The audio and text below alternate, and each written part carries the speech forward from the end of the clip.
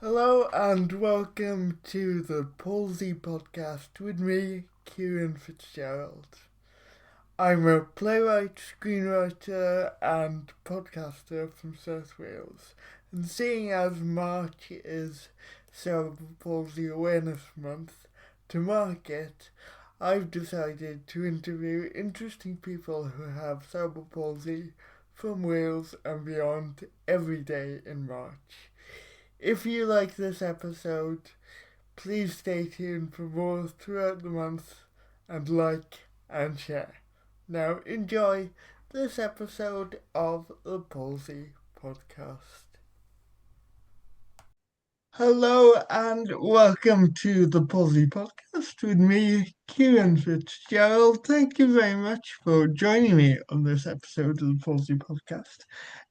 If you've not listened before, this is what I'm doing to raise awareness of cerebral palsy for Cerebral Palsy Awareness Month.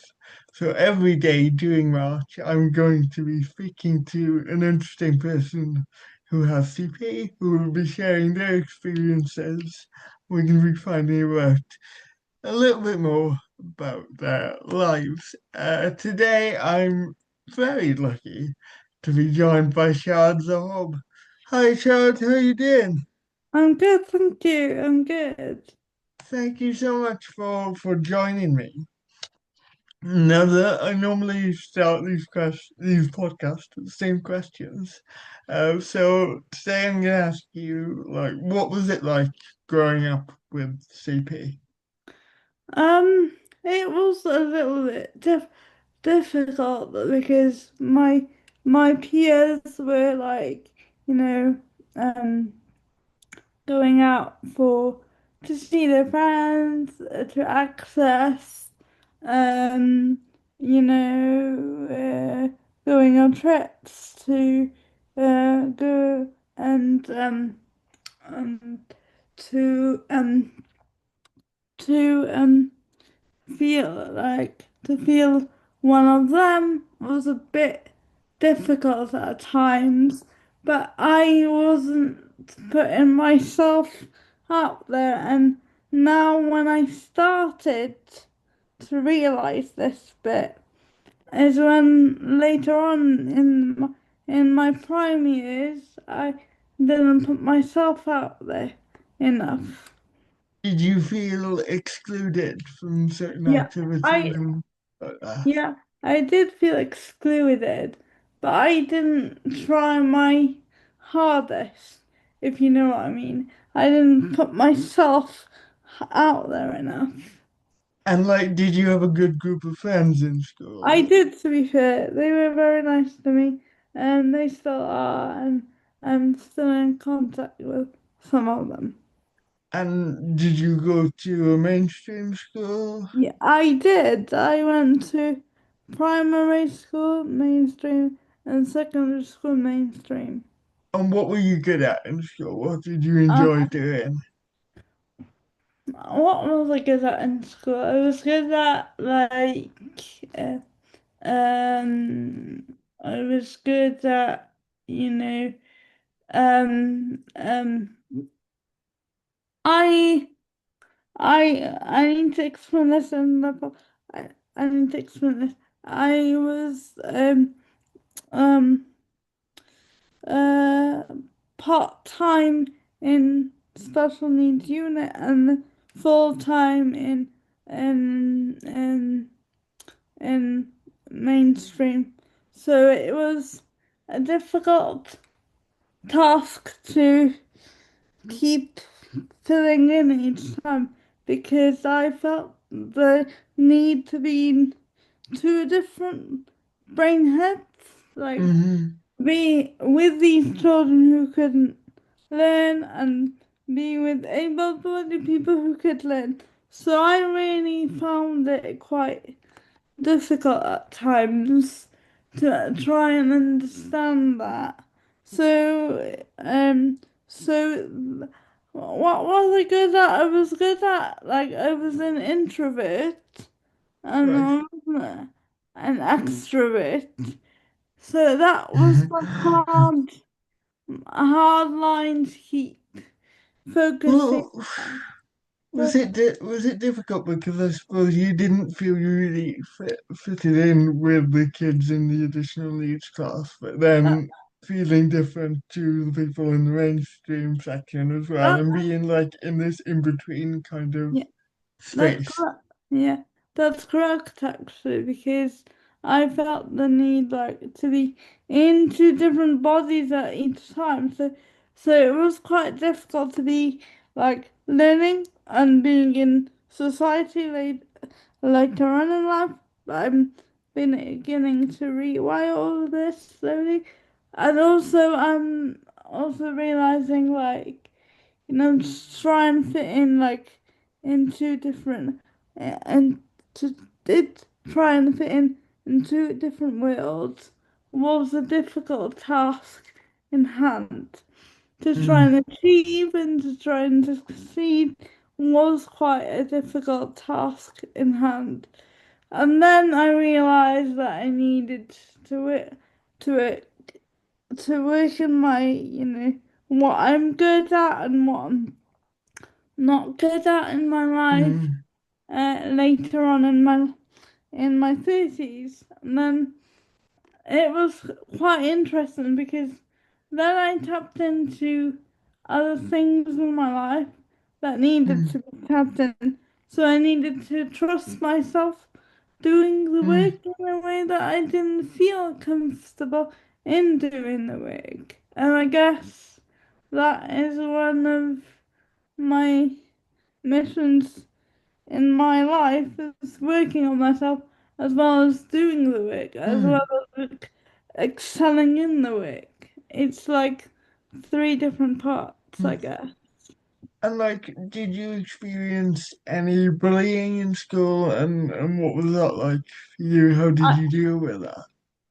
no, I didn't experience bullying in my life, but I experienced racism in my life.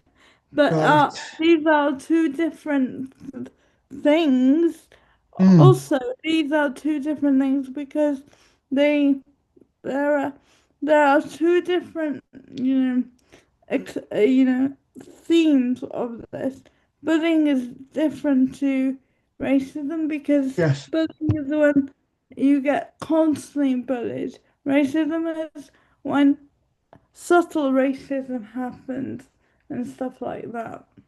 If you're comfortable, could you give a little, like, no pressure at all? I don't want to Yeah. put you in a traumatic position, but could you give maybe an example of what you mean by subtle racism?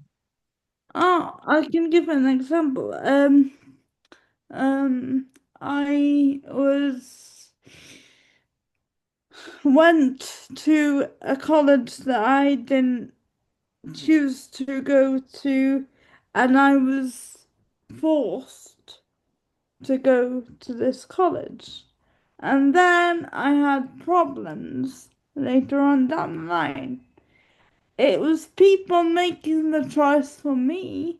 I didn't make the choice for them. Mm, I didn't make the choice for them. So it was me suffering and getting all these problems because they didn't listen uh, about me because what I wanted is mm, something else.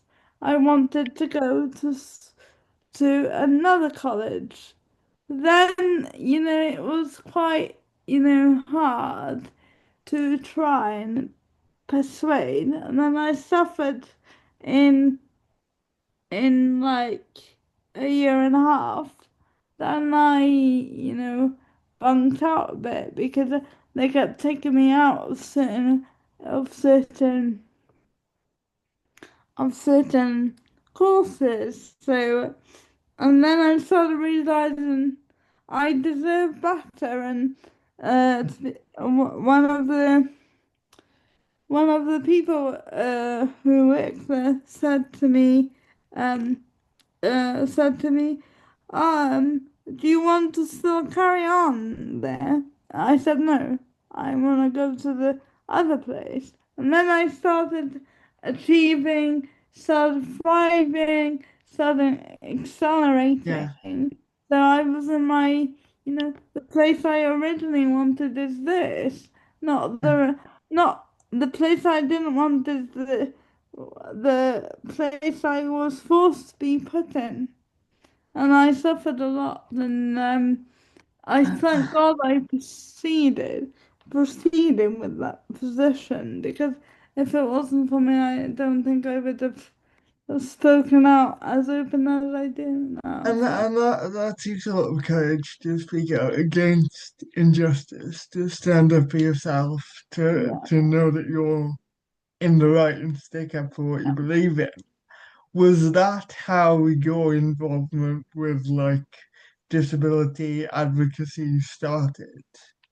Um, Not necessarily. What made me realize is that like the more you speak out, the more you put yourself in certain situations, and then you start realizing what you've gone through is not a road that you're necessarily safe and well enough into it 100%, but you are figuring it out day to day rather than just going struggling. And what made me realize that I originally wanted to do it for, making myself aware, making other people aware, making especially able-bodied people as well, because this is the target market that people don't hit necessarily. And they feel uncomfortable because they're not ready for the work. And I guess why they're not ready for the work is that they haven't worked on themselves. Unless you work on yourself, the work can come easy. Unless you try. I'm not saying you can do it fully, but try and make it fully so you know that work is not easy. It's a work in progress, but you can get there. And like you, we're going to talk about this a bit later on, but you run like disability awareness training style workshops. Like, how much has your own experience as a disabled woman impacted what you're doing now? How much has that And influenced it? uh, it's influencing 100. Like, I would say 99.9 it's influencing, but I'm still working on myself. I still don't know what is the right way of putting myself into categories or not to put yourself into categories, Interesting. rather than rather than saying, okay, I can work with something and try. It's everything is a tool. Everything is like a tool that you work towards. It's like how you do pluses and minuses. And if you don't do pluses and minuses, you're never gonna figure that bit out that well.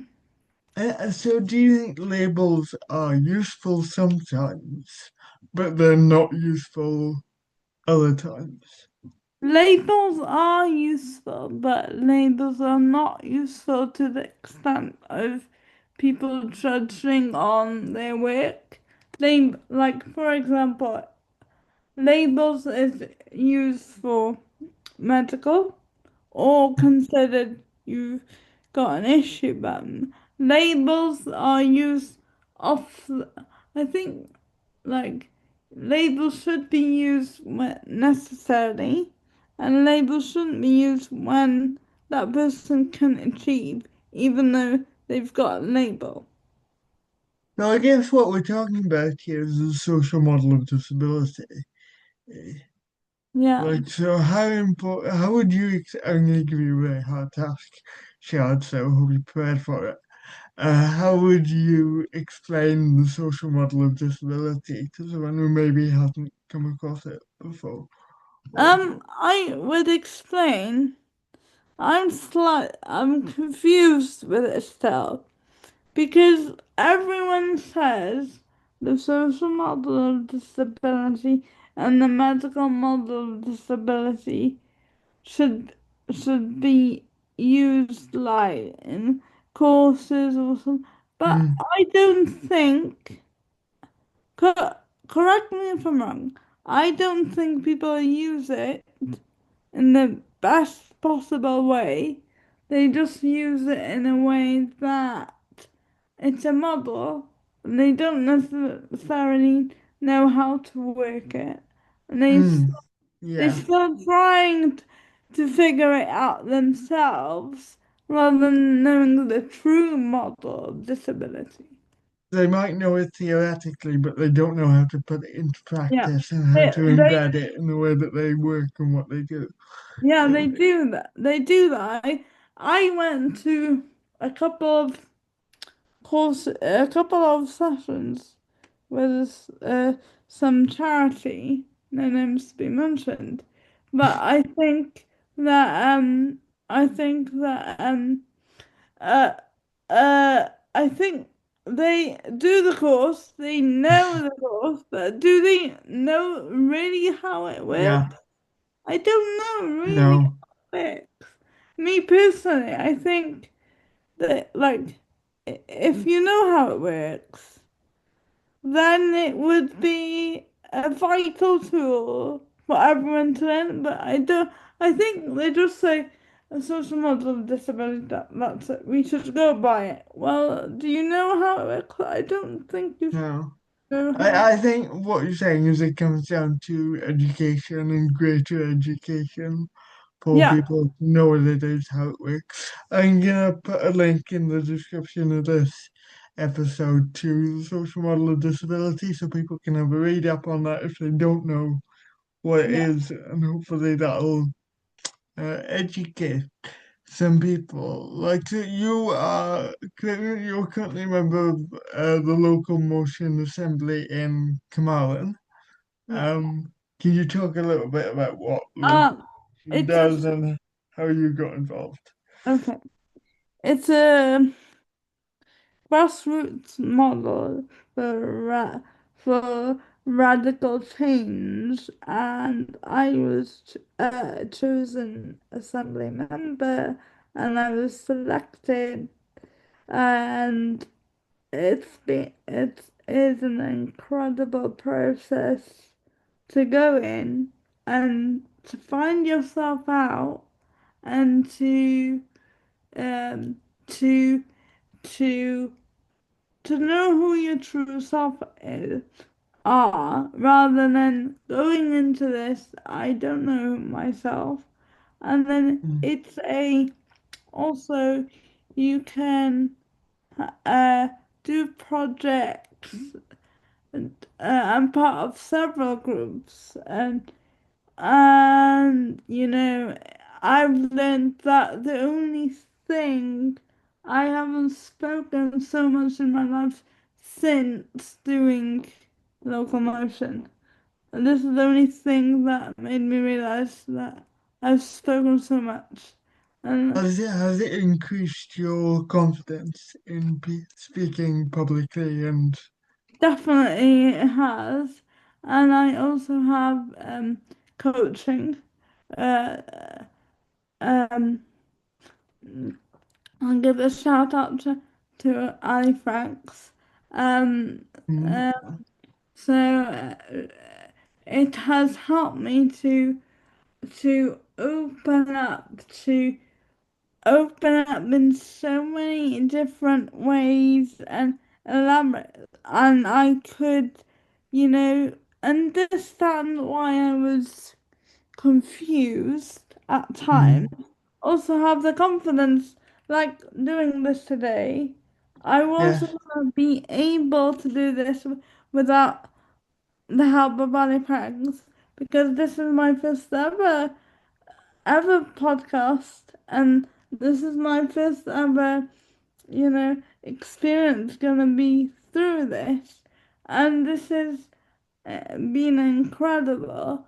And I also think it has taught me as well that like speaking out is very important, and locomotion is is one of my elements in my life at the moment.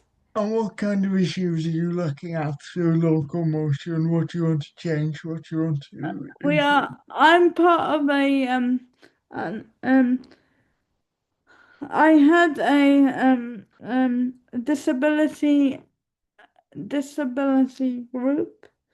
Mm, So we talk about different issues and and um and um and we dive in and we do different parts of the disability side, and it's been it's the beginning of it, all this locomotion, and um so it's been an incredible understanding about myself and other people, and mm, also I've been with people just in a room for the last year and a half, mm. so I haven't done anything like that before.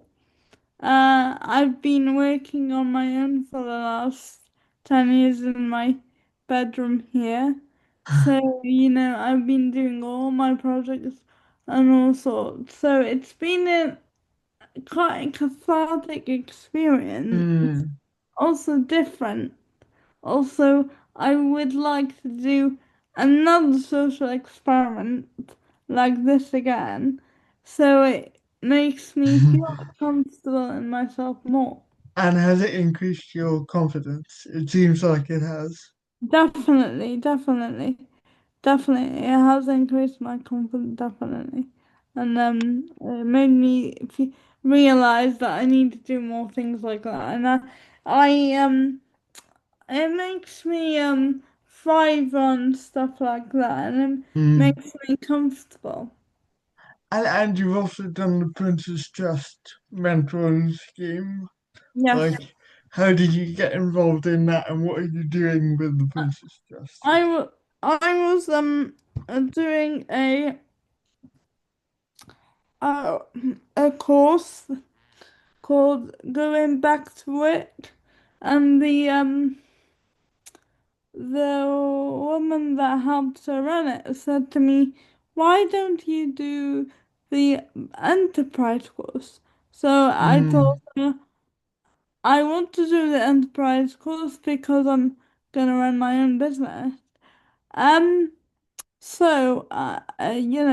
um, I should mention run by your friend and mine, Lucy Too, who I think is brilliant. Is Lucy still running the Enterprise course? um, I'm not sure. I'm not sure. So, and I have been with them before going to Anta Cymru because Princess Trust is up to 30. Anta Cymru is um from 30 and over. So I'm now with Anta Cymru. I'm nearly uh uh nearly there now. I nearly there with everything. So And am I right in saying you're about to launch your own business? yes, Can not you can not you quite not quite there yet, but like uh, still a while, but nearly there. and what can you tell me about the business that you want to start and what your Um, ambitions for it? Workshops, helping people to help them with coach them in their lives and stuff like that. And I want to, um, I want to. I don't. To be honest, you've put me on a on a on a point. I'm not sure where the business wants to go now because I'm thinking it can go into several parts, but I'm not sure what. the number one, the workshops, the YouTube I've got, Mm. and all sorts of, things. And I wanna, experiment and try things out. What kind of things do you do on your YouTube channel? What kind of content do you And make? disability awareness. And I interviewed my former PA. And it's I haven't done any recent work. Mm. I just left it be now. But I will get back into the summer and do some more. And more things will come out of it, hopefully. We'll see how it goes. And like you talking about disability awareness, you run disability awareness training. So what do you think needs to be improved in terms of the public's disability awareness? To be honest, I haven't found someone that does it phenomenally true to them,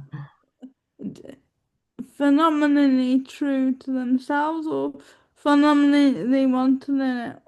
Do you agree with me, or you don't I agree? what do you mean in terms of like In terms of, in terms of like, do it like they know it inside out. What is this? mm, Yes. They just do it straight off the cuff, I think. And when you say like I haven't found someone that does it 100% like down to a T, and I will listen to it over and over again. I think it's really important to have people like yourself running disability awareness training who've got that lived experience of being disabled. How like important do you think that is? Um, yeah, it is important, but it's not necessarily um uh it's not necessarily like meant to be 100% Mm, disability, or else there's no one to no. talk about disability. But I think it's not fair to say that it's fair to have people who are disabled, and it's not fair to have people who are able-bodied. So you can teach people able who Yeah, are able-bodied and tell them what your disability is over time. You have to, absolutely. you have to give people a chance, not like blank them out just because they don't have a disability. I agree. I completely agree. And I think people maybe are worried sometimes about saying the wrong thing or making mistakes. And I I think if get, I people, guess, I guess, because people don't like to ask the wrong questions mm, and, and get more involved because they're too scared of rejection. I think you're right in that. And I think if we can make people more comfortable, like non-disabled people more confident in conversations around disability, I think that would be a really positive thing, opening up the conversation, which again is what I aim to do with this podcast. Um, and as a Muslim, are there any particular issues that disabled Muslims face, and what is that intersection? You've talked about identity a lot, and it's been really interesting to hear your kind of outlook on it.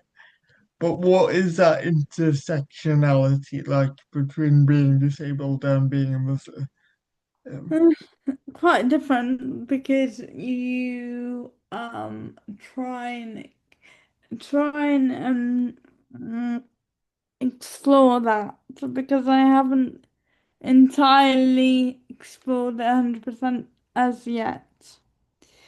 So it like baffles me to a certain extent. So how can I question the work. How can I do the work? Because I can fit more than one box and more than one implementation rather than a full thing, if you know what I mean. Mm. So it makes me wonder that it's work, a project on its own, for me to work with on my own and say, like, answer so many questions and have it out there and say it's not, I can't answer it. And, if someone can try and answer it, good luck to them because I can't. Does that feel quite big and overwhelming and a big thing to delve It, into? it feels complex. It Yeah. feels complicated and complex. And why I'm saying that is when you are like constantly fitted in a box and constantly trying to Mm. answer complicated questions and there's no real answer to it. It's very complicated. And at the end of the day, that's what we are here for, to educate and to understand Mm. others and to work with each other. And I guess one of these days I will get the work 100% right. But I guess it goes back to what you were saying before about taking people at face value and not necessarily making preconceptions about someone Yeah, based on labels or identity as well. Oh, yeah. And identity and religion are two different things altogether. So it's how you answer it, I guess. are there any particular, like, specific issues that face disabled Muslims that you've come across? I haven't come cross come across them as yet. Come across them before, so it hasn't hit me. It hasn't hit me, so I can't answer that question for you. Sorry. That's okay. If anyone's interested in keeping that discussion going, please maybe leave a comment on the video or however you're consuming this. And I'd be really interested to know if you listen to this and you think, oh, I know, I've got the answer, please pop me a message and I'll try and interview you before the end of March. Shahd, it's been lovely talking to you. My last question for you Yeah. is what is one thing that you wish people knew about cerebral palsy? One thing is that it's complicated. Mm-hmm. It's like I'm beginning to understand it a little bit. Your body's tighter every day, and Mm. it doesn't relax as normal people normal people. So it's you're working with your body. You're trying to work with a normal body, but it's not easy, and it's not a map that we can draw and say it's like very nice and hunky dory and it can fit you out. It's all work in progress. I guess it's about working out how your body works for you and adapting to Yeah, that. definitely. And every day is different. At least it is for me. Every day is different. Me too, me too. It depends on how you woken up that day as well, I think. Mm. Thank you so much for your time today. It's been lovely speaking to you. Thank you so much for contributing to the Palsy Podcast. And Uh, a pleasure, a pleasure. Thank you for interviewing me. that's just about it for this episode of the Palsy Podcast. I really want to thank Shahd again for coming on and being such a lovely guest. We've got more guests coming up over the next few days, so please subscribe to Apple Podcasts, Spotify, or YouTube, however you're taking in this. And yeah, thank you for listening. But for now, it's goodbye from me, and it's goodbye from Shahd. Goodbye. Thank you for listening to this episode of the Palsy Podcast with me, Ciaran Fitzgerald. I want to thank my guests for joining me, and I hope that you'll stay tuned for the next episode and more throughout March. Thank you.